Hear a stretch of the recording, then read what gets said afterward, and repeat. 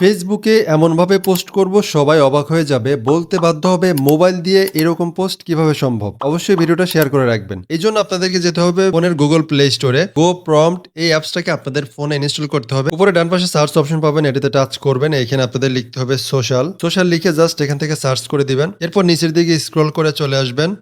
এই যে দেখেন এই পোস্টটা দেখাচ্ছে, এই পোস্টের উপর আপনারা ক্লিক করবেন। এরপর এখান থেকে জেনারেট প্রম্পট দেখাবে, এটার উপর টাচ করে প্রম্পট জেনারেট হচ্ছে, এখান থেকে কপি প্রম্পট এটাতে ক্লিক করবেন। প্রম্পটটা আপনার কপি হয়ে যাবে। এবার আপনাদেরকে ফোনের Gemini অ্যাপসে যেতে হবে।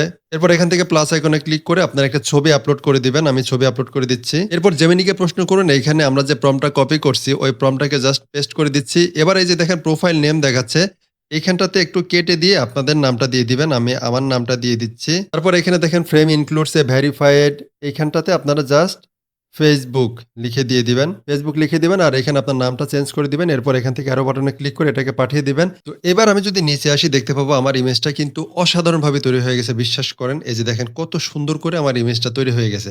এখন এটাকে আপনারা ডাউনলোড করার জন্য এই যে নিচে কিন্তু ডাউনলোড বাটন পাওয়া যাবে। এখানে কপি দেখাচ্ছে।